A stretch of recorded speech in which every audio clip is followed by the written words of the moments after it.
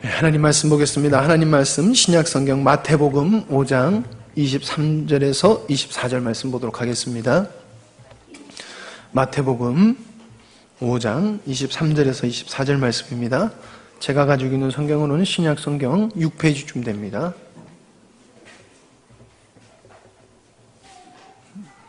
마태복음 5장 23절에서 24절 말씀입니다.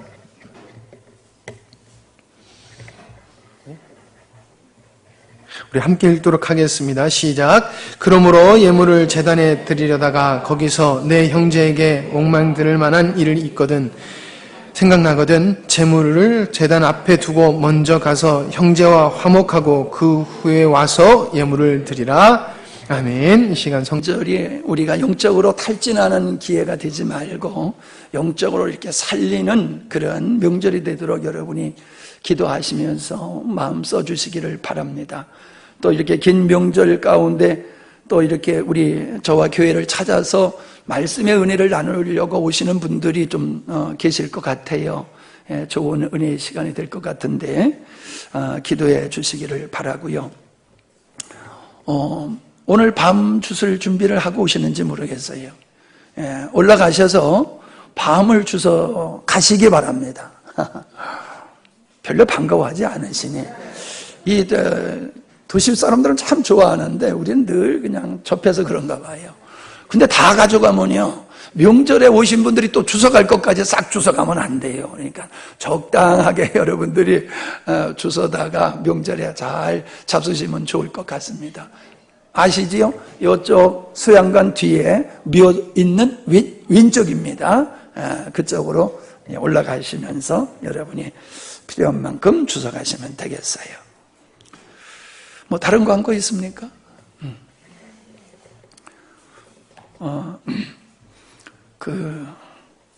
주부가 없어서 이상하다고 하시는 분들이 계세요. 우리는 뭐 시골 교회라 별로 이렇게 주부의 필요성을 못 느껴서 또 뭐 예배가 뭐 단초라고 그러니까는 우린 주부는 만들지는 않습니다.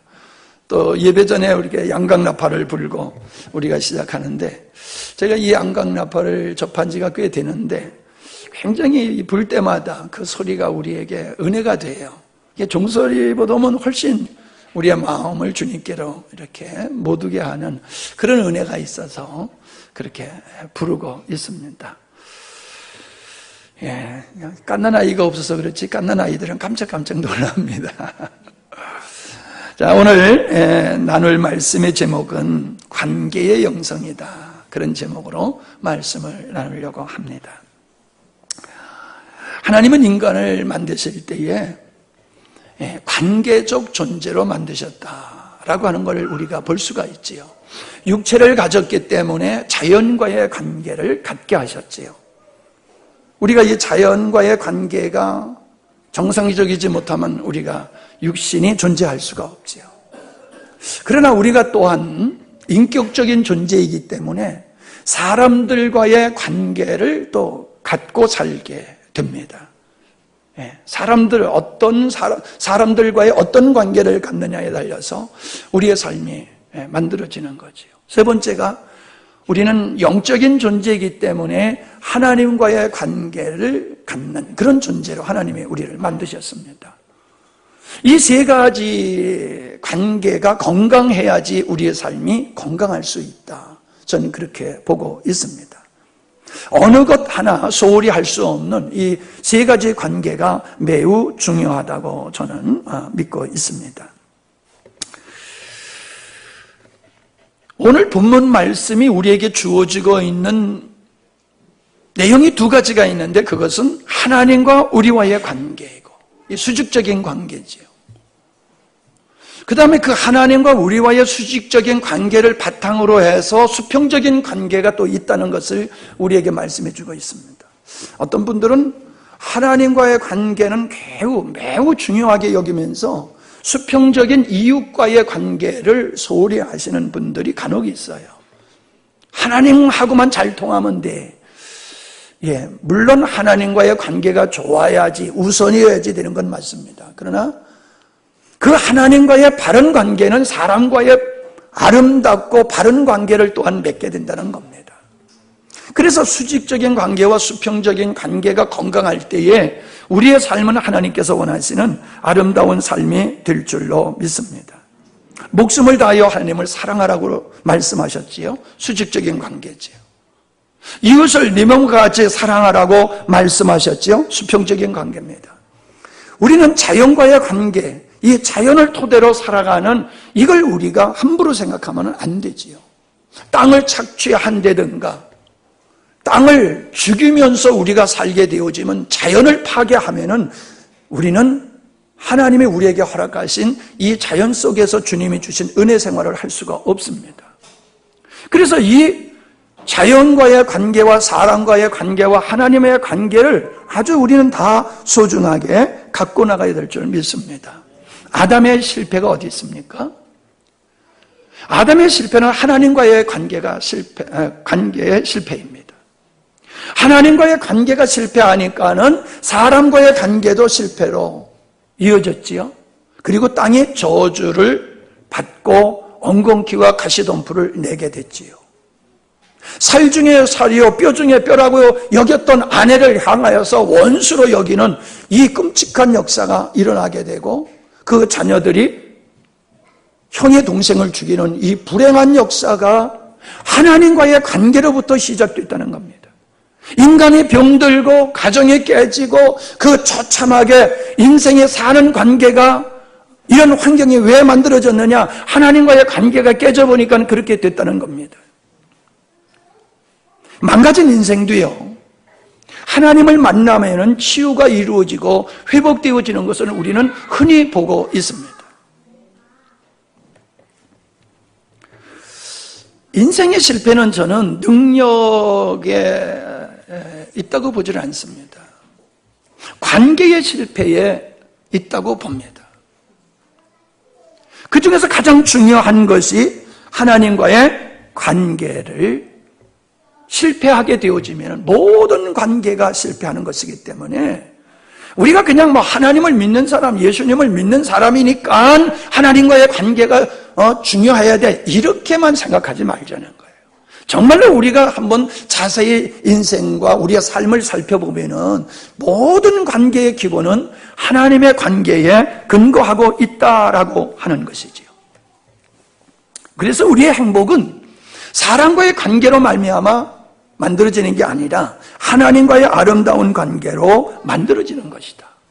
그래서 저는 구원이라고 하는 것은 죽으면 천국 간다라고 하는 건 너무 유치원적인 대답이고, 구원이라고 하는 것은 원수되었던 하나님과의 관계에서 이제 자녀의 관계, 사랑의 관계, 상관없는 관계에서 필연적인 관계, 그런 관계가 형성되어지는 것이 구원이다. 저는 그렇게 생각을 합니다. 내가 예수님을 믿는다고 하면서 예수님과의 관계가 없고, 하나님을 믿는다고 하면서 하나님과 관계가 없이 살아가는 건 그건 믿음이 아니라는 거지요. 사랑이라고 하는 말을 우리가 많이 합니다마는 그 사랑이라는 말, 믿음이라는 말, 그 단어를 우리가 입에 달고 삽니다마는 그것은 하나님과의 관계를 통해서 입증될 수가 있는 거지요. 내가 아무리 사랑을 해드려도 좋은 관계가 안 되면은 그건 사랑이 아니지요. 믿음을 얘기하지만은 그 믿음 때문에 하나님과의 관계, 교회와의 관계, 성도의 관계가 탄탄해지지 아니하면 그 믿음 또한 허상이다라고 하는 것이지요. 우리가 상관없는 사람들과의 만나서 친구가 됩니다. 상관없는 사람과 만나가지고 부부가 됩니다. 상관없는 사람과 만나가지고 선생님이 되고 제자가 됩니다. 고용인이 되고 고용주가 되어집니다. 우리는 만남 속에서 관계가 형성되어지고 그 관계가 어떤 관계냐에 따라서 우리의 존재가 만들어진다라고 하는 것입니다. 반드시 만나서 관계를 가져야 될 그런 존재가 우리에게 있어요. 근데 그 존재를 만나지 못하고 그 관계가 형성이 되지 못하게 되어지면 인생은 이 짝짝이가 되는 거예요. 짝짝이가. 네. 균형을 이루지 못하게 되어지는 거죠. 우리는 자녀들에게 좋은 친구를 새겨라 이런 얘기를 합니다. 왜 좋은 친구를 새기라고 합니까? 좋은 환경에서도 살려고 합니까? 살려고 노력합니다. 왜 좋은 환경에서 살려고 합니까? 반드시 자연과의 관계나 사람과의 관계나 이 관계는 우리에게 필연적으로 어떤 영향을 준다는 거예요. 필연적으로 어떤 영향을 줘요. 네. 그래서 육자라는 아이는요, 육자라는 아이하고 관계를 맺고 살아서 육자래요. 네? 노래를 잘하고 감사를 잘하는 사람은요, 노래를 즐거워하는 사람하고 관계를 맺고 살면요, 노래를 잘하게 돼요. 맞지요? 왜 이렇게 겁먹고 계셔? 자, 술 좋아하는 사람하고 관계를 맺으면요, 술 주정꾼이 될 수밖에 없어요. 도박 좋아하는 사람하고 관계를 맺고 살면 어느 날 나도 모르게 도박 좋아하게 되는 거예요. 세상 좋아하는 사람과 관계를 맺고 살면요, 나도 모르게 주님 멀어지면서 세상과 가까워지게 되는 거예요. 관계는 좋은 영향을 미치든지 나쁜 영향을 미치든지 반드시 영향을 미치게 되어 있다는 거지요. 아멘? 부인할 수 없어요. 이건 막을 길도 없어요. 이건 그냥 필연적인 거라는 거예요. 필연적인. 그래서 이 관계가 어떤 부정적인 관계라고 하면은 부정적인 사람과 부정적인 관계를, 그 상황과 관계를 내가 맺고 있다는 거예요. 그러면 내 생각도 부정적이고 믿음도 부정적이고 삶도 생산적이지 못하지요. 그러나 우리가 건강한 사람들과 관계를 갖고 건강한 환경 속에서 우리가 자녀를 기르고 생활을 하게 되어지면 나도 모르게 우리의 삶은 아름다운 삶이 만들어질 수밖에 없다라고 하는 겁니다. 반드시 관계는 영향을 미쳐요. 그러므로 내가 맺는 모든 사람과 어떤 환경과의 관계가 나에게 어떤 영향을 미치는가, 어떤 결과가 오는가, 이거를 생각할 줄 알아야 됩니다. 머리만 크고 그런 거 생각하지 못하면 바보예요. 오늘 현대인들이 얼마나 바보 같은 사람들이 많은지 몰라요. 뻔한 거예요. 한 번쯤 생각해 보면은 내가 이 사람을 만나면 내가 어떤 사람이 될까, 내 미래가 어떻게 될까, 그게 답이 나오거든요. 근데 생각을 안 하니까 모르는 거예요. 생각을 안 하니까. 생각해 보면은 누가 모르지 않아도 금방 알 수 있어요. 내 인격과 내 삶과 내 영혼에 유익이 될 수 있는 관계인가, 이 사람과의 관계가, 이 환경과의 관계가, 그거를 우리는 선택해야, 구별하고 선택해야 된다는 거예요. 아멘? 그런데 우리가 생각에 게을러서는 안 된다는 겁니다. 사실 우리가 믿음이 아름답게 성숙한다라고 하는 건요, 내가 좋아서라기보다도 좋은 그리스도인을 만나기 때문에 그런 거예요. 좋은 그리스도인을 만나면요, 그 사람도 좋은 그리스도인이 돼요. 좋은 교회를 만나면요, 좋은 그리스도인이 돼요. 근데 삐딱한 교회 안에서도 성숙한 사람이 있고 좀 미숙한 사람이 있잖아요. 어쩔 수 없잖아요. 근데 좀 삐딱한 사람을 선정을 해가지고 그 사람과 관계가 깊어지면요, 그 사람의 부정적인 믿음이 내게도 그냥 임파테이션이 돼버리는 거예요. 나도 모르게 입에서 감사가 나오기보다는 불만 불평이 나오고 원망이 나오고 그렇게 돼버리는 거죠. 그런 토양은 이게 길밭, 돌짝밭, 가시밭과 같아요. 그래서 하나님의 은혜가 들어가지를 않아요. 은혜가 없는 게 아니에요. 은혜가 임해요. 그러나 그 마음이 잘못된 토양을 가지고 있기 때문에 하나님의 은혜가 들어가지를 않죠.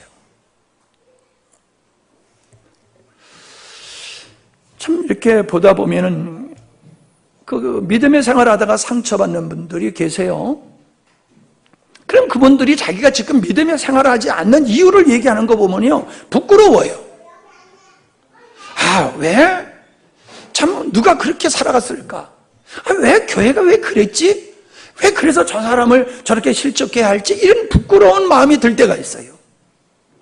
근데 솔직히 내가 목회자로서 내가 부끄러움을 느끼는 것도 있지만요, 그분에게도 문제가 있어요. 어떤 문제가 있어요? 아니, 학교 가면 공부 잘하는 아이도 있고 공부 못하는 아이도 있고 우등생 아주 성실한 애도 있고 망나니도 있잖아요. 내가 누구와 친구를 맺느냐는 내 선택에 달려 있잖아요. 그러면 교회 안에서도 마찬가지예요. 교회 안에서 보면 성숙한 그리스도인이 있고 미숙한 그리스도인이 있거든요. 그러면 내가 성숙한 그리스도인과 관계를 맺어가게 되면요, 내가 실족할 이유가 없어요. 그리고 교회에 나와서 사람과의 관계만 맺으면 안 돼요. 사실 처음 갖는 사람이 하나님과의 관계를 먼저 갖기는 쉽지 않지요. 사람과의 관계를 갖다 보면은 하나님과의 관계로 발전되어져 가는 거잖아요. 그래서 하나님과의 친밀한 절대적인 관계가 형성되어지면은 인간 관계에서의 그 발생되어지는 갈등으로 말미암아 무너지지를 않습니다. 주님과의 만남이 없는 거예요. 교회를 다녀도 성실한 그리스도인과의 관계가 없는 거예요. 좋은 영향을 못 받는 거예요. 생명의 영향을 못 받는 거예요. 그러니까는 조그만 어려움과 시험거리 앞에도 넘어지는 거예요. 그의 선택이 지혜롭지 못하다는 거지요. 그의 선택이 생산적이지 못하다라고 하는 겁니다. 어떤 만남이든지 그 만남이 얼마나 발전적이고 지속될 것이냐 정해진 게 없지요. 그냥 한 번 만나서 끝나는 단회성의 만남도 있지만은 한 번의 만남이 영원한 만남으로 가는 게 있잖아요. 부부의 인연이 그런 것이고 하나님과 우리의 인연이 그런 것이고 성도와 성도의 인연이 그런 것이잖아요. 우리는 아름다운 관계로 발전하고 지속해야 될 필요성이 있음을 믿습니다. 다시 말씀드리지만 내가 누구와의 관계를 맺는가, 내가 어떤 환경과 공동체와 관계를 맺는가에 달려서 나의 신분이 달라지고 나의 수준이 달라지고 나의 미래가 달라진다는 겁니다. 지금의 나는 지금까지 내가 관계를 맺어온 그 어떤 사람들과 어떤 환경에 의해서 지금 내가 만들어진 거잖아요. 아멘? 혹 여러분이 지금 가지고 처해 있는 그 환경이 만족스럽지 못하다고 하면은 관계성에서 새로운 조정이 필요하다고 생각하셔야 됩니다. 내 삶 속에 부정적인 어떤 요소가 있다라고 하면은 이미 내가 지금 걸어온 인생 속에 부정적인 사람과 부정적인 환경을 접하면서 살아왔기 때문에 나의 삶이 그런 거예요. 누군가 우리의 자녀들이, 우리 형제들이, 내 주변의 사람들이 부정적인 환경 속에 있다라고 하면은 그 사람은 반드시 고침받아야 할 관계가 있다는 거지요. 그리고 반드시 가져야 할 생산적이고 생명의 관계가 그에게 없다는 거지요. 우리는 그것을 도와줘야 될 줄로 믿습니다. 저는 인생을 살면서 실패하고 삶을 파탄으로 가는 사람들을 보면은 그들의 삶 속에서는 주님과의 관계가 발견되지를 않아요. 근데 이런 사람일수록 참 재밌는 게 뭐냐면요, 사람과의 관계는 아주 중요해요. 친구와의 관계 너무 중요하게 여기고 사람들의 관계는 아주 중요하게 여기면서 하나님과의 관계는 소홀히 하는 분들이 있어요. 이 뭘 우리가 정상적으로 못 보는 거지요. 예. 뿐만 아니라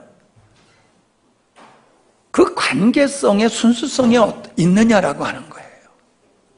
내가 어떤 사람을 만났을 때에 내 이익을 추구하기 위해서 그 사람과 관계를 맺으려고 하면은 그런 관계는 오래 가지 못해요.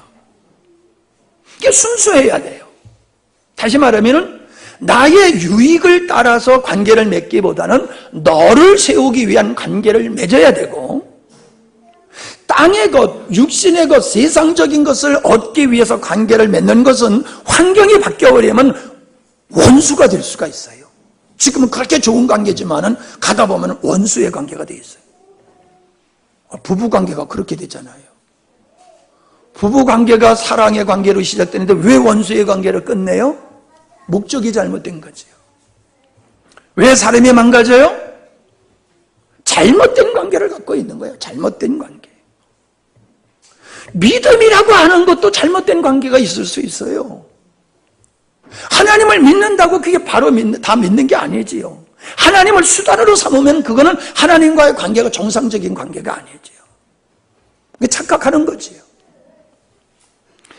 어찌 보면은 세상적으로 보면은 이런 사람들은 차라리 교회를 안 다니는 것이 낫다라고 할 정도의 잘못된 관계를 통하여 인생이 망가지고 가정이 무너지는 이런 경우를 보지요. 그게 이단에 속한 사람들이에요.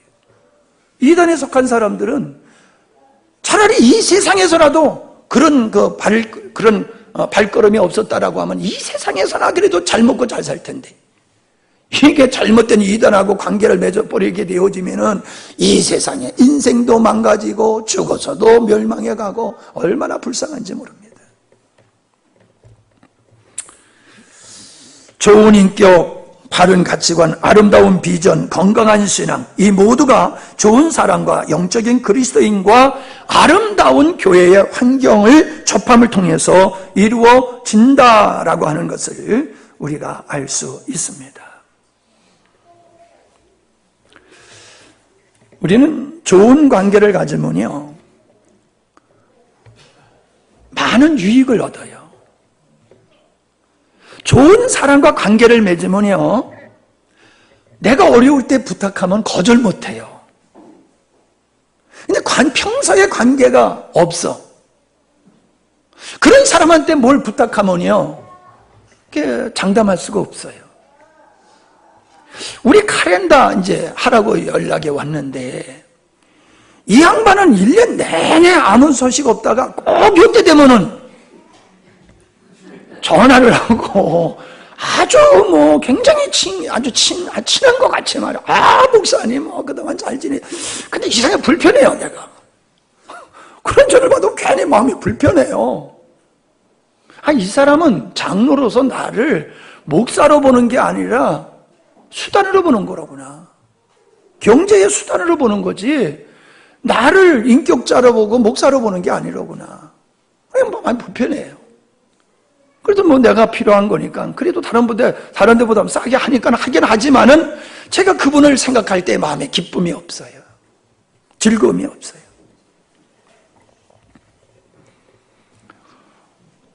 그러나 우리는 생각만 해도 기쁜 사람이 있잖아요. 자주 만나지 못해도 마음으로 영적으로 관계를 가지고 있기 때문에 그냥 생각만 해도, 그분을 생각만 해도 내 마음에 평안이 있고 기쁨이 있는 그런 사람이 있어요. 유익이 되는 사람이 있어요.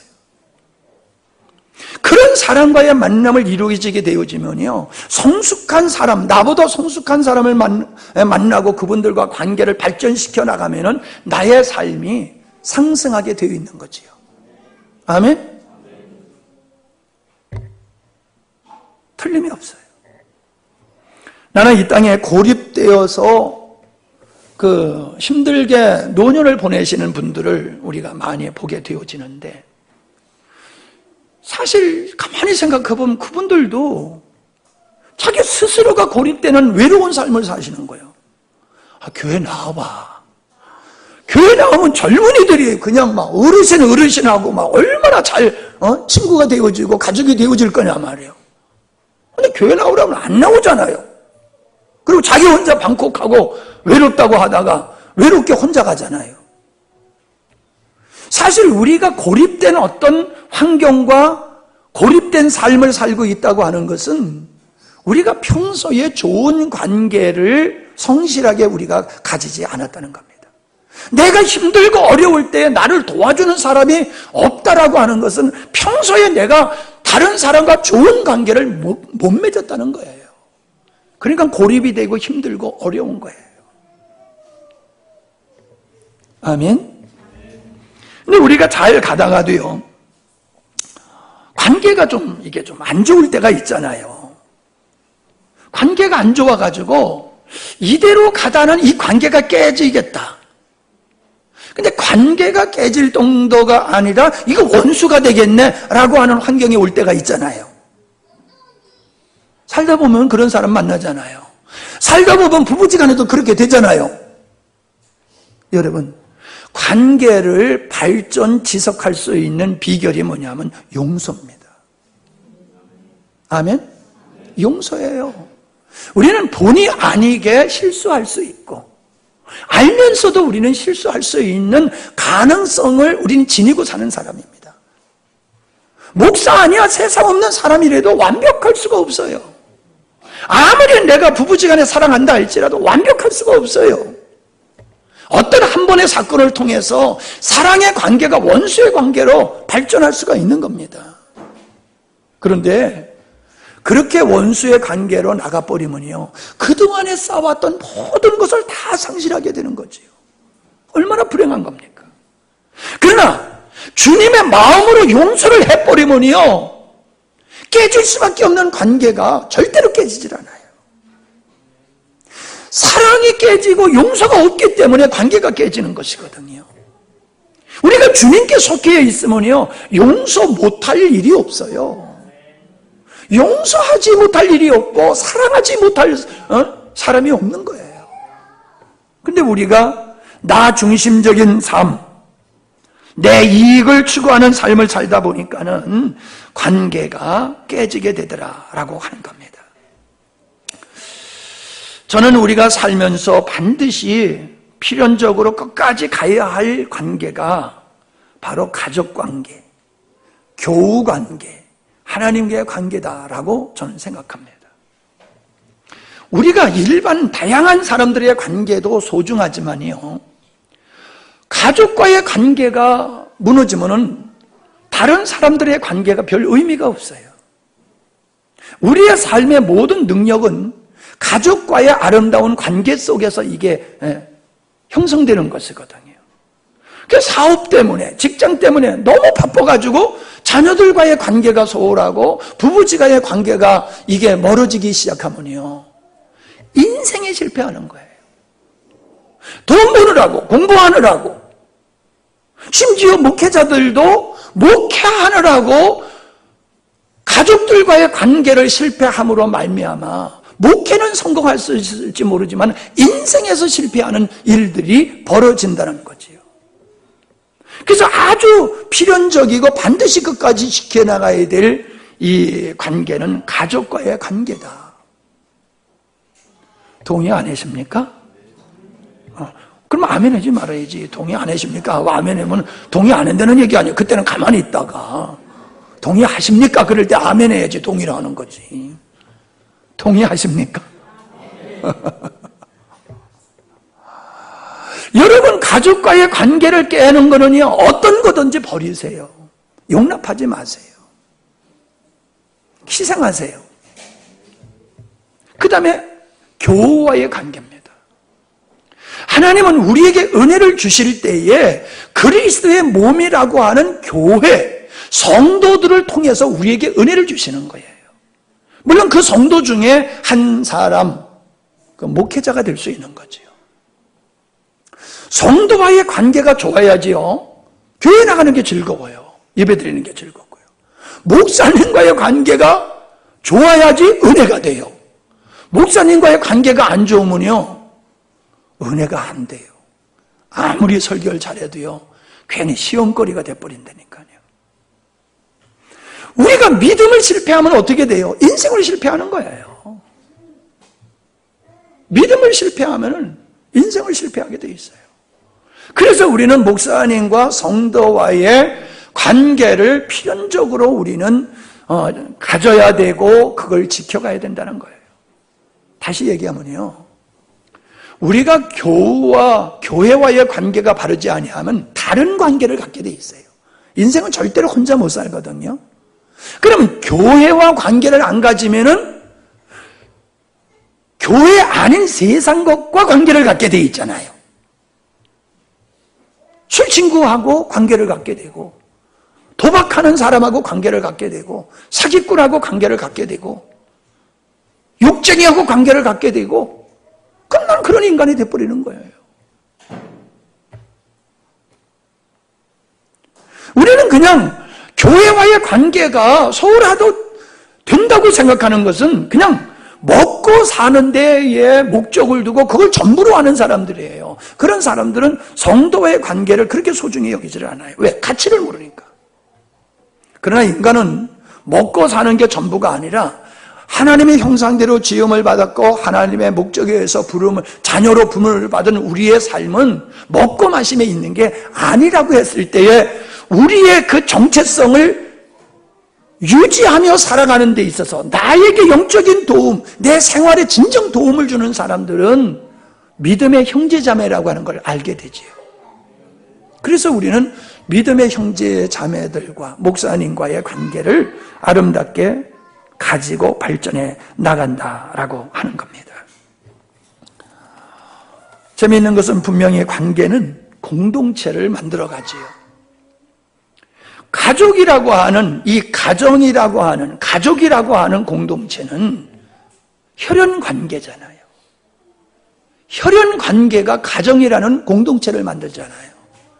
믿음이라고 하는 것을 통해서 관계를 가지게 될 때에 그 관계가 교회라고 하는 주님의 몸을 만들고 그 공동체에 속한 삶을 살게 되잖아요.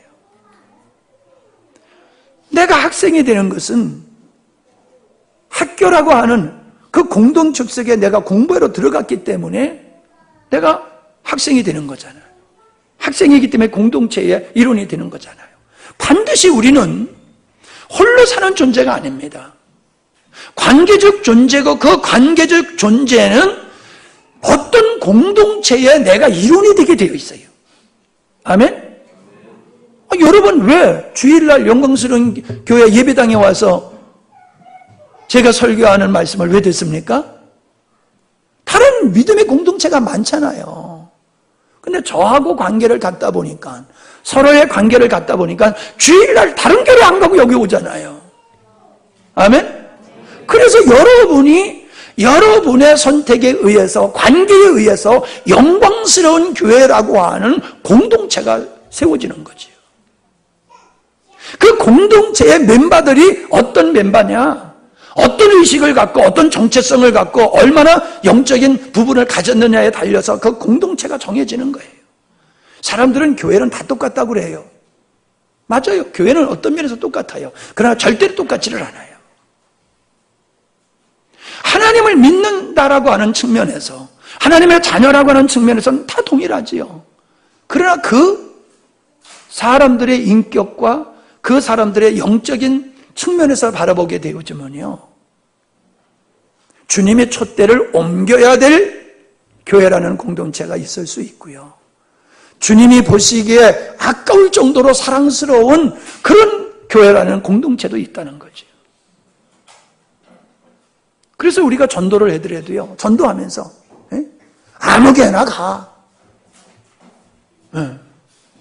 아무 교회나 가, 이런 말을 하면 안 돼요.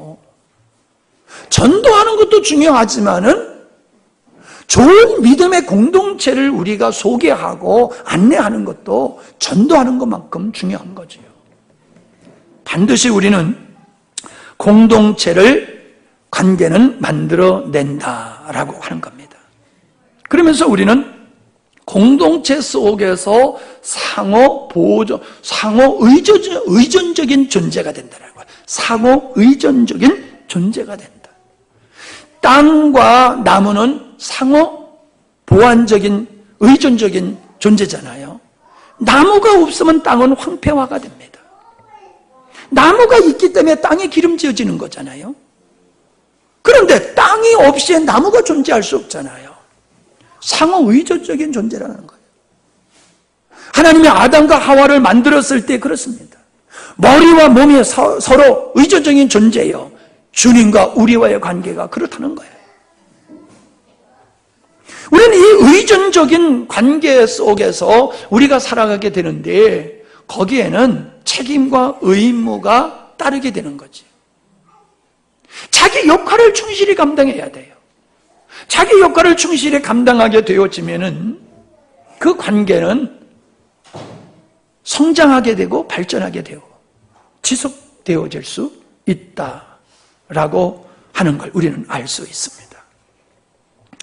관계를 깨는 것은 자기의 책임과 의무를 다하지 아니할 뿐만 아니라 자기 중심적으로 공동체 속에 들어가서 자기 중심적인 의식을 가지고 산다든가, 나와 다른 사람을 비난하고 하나 되지 못한다든가, 자기의 잘못이나 자기의 몫을 다른 사람에게 책임을 전가한다든가 이러면은 그 공동체는 아주 나약한 공동체가 될 수밖에 없다는 거지.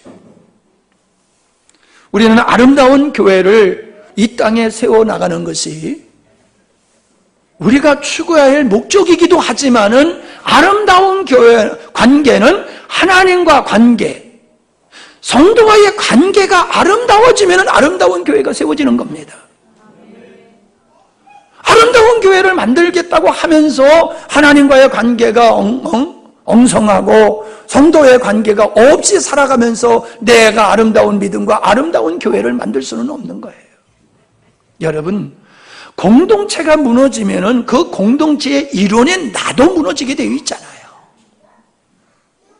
그래서 우리는 공동체를 살리는 게 내가 사는 방법이기도 해요.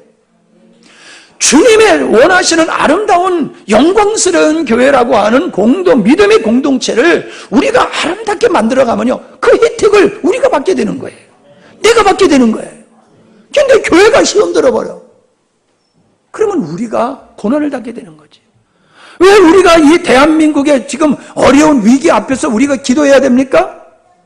대한민국이라고 하는 이 배가 무너지게 되면은 나도 같이 침몰하게 될 수밖에 없는 거잖아요. 나와 상관없는 것일 수도 있어요. 그러나 공동체라고 하는 것은 나와 상관없어도 상관없는 게 아니에요. 이모저모로 다 연관이 있는 거지요. 나라에 어떠하든지 우리 집만 괜찮으면 괜찮아. 그건 잘못된 생각이에요. 뭘 모르는 생각이지요. 우리는 삼위일체 하나님을 통해서 이 관계의 중요성과 원리를 우리에게 보여주고 계심을 보게 됩니다. 삼위 하나님, 성부, 성자, 성이, 성령, 이 삼위 하나님은 관계를 통해서 한 분이 되어지신다는 거예요. 신비지요.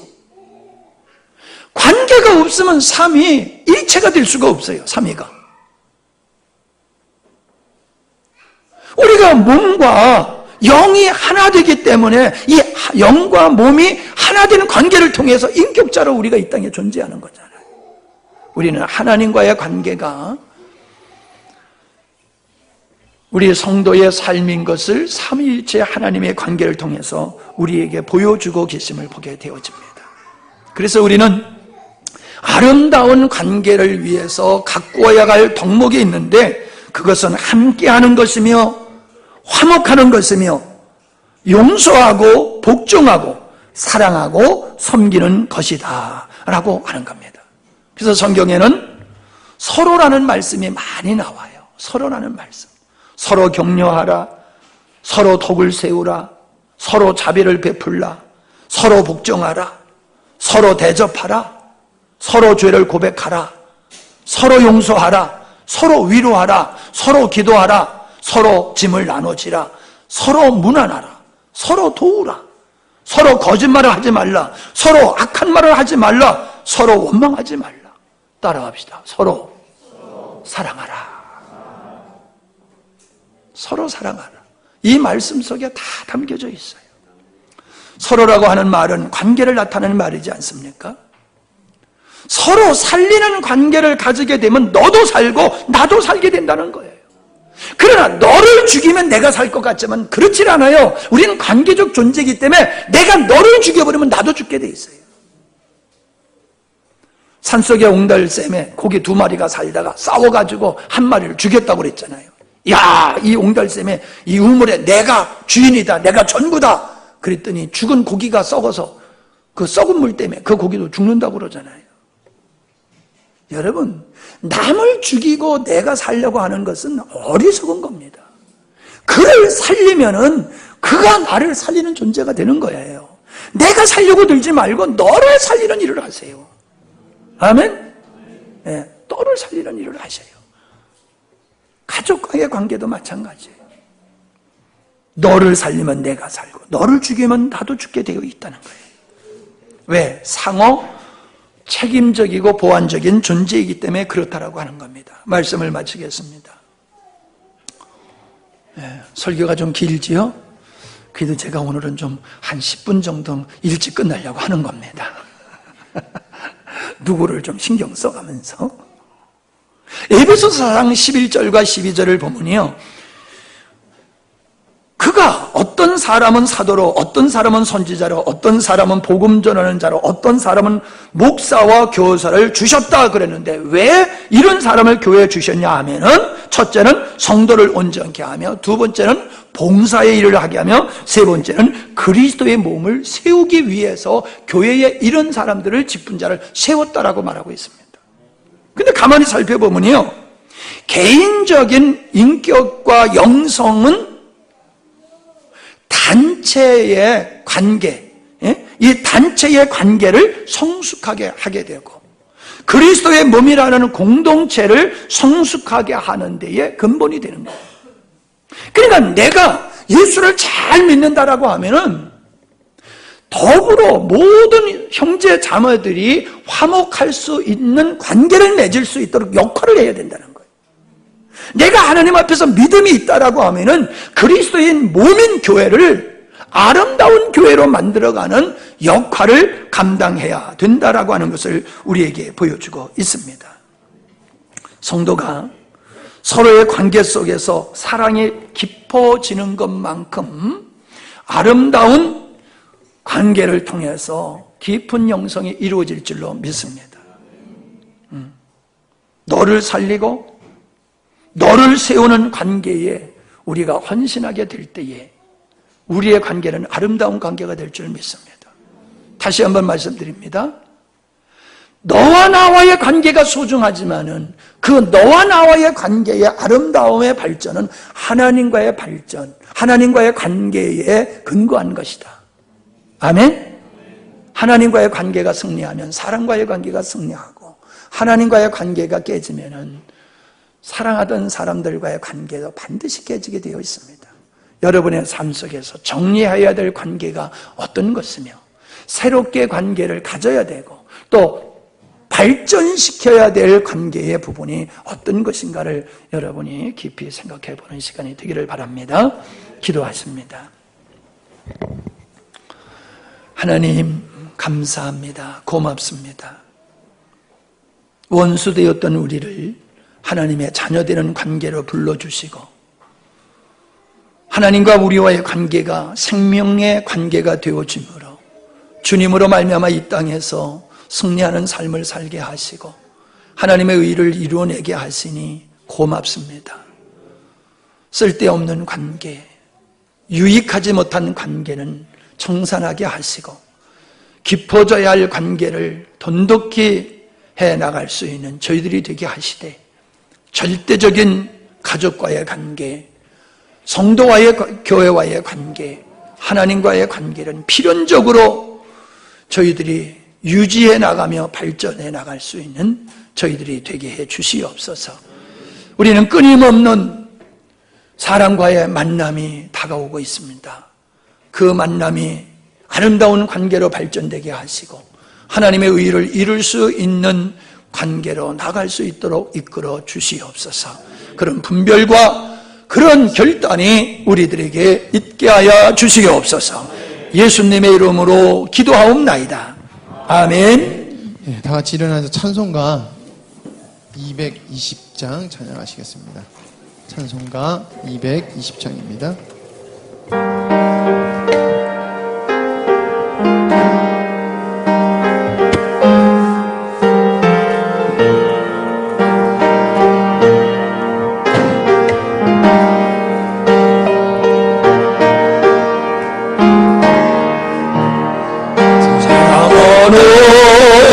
주님 앞에 형제자매 한 자리에 그 시간에 생각한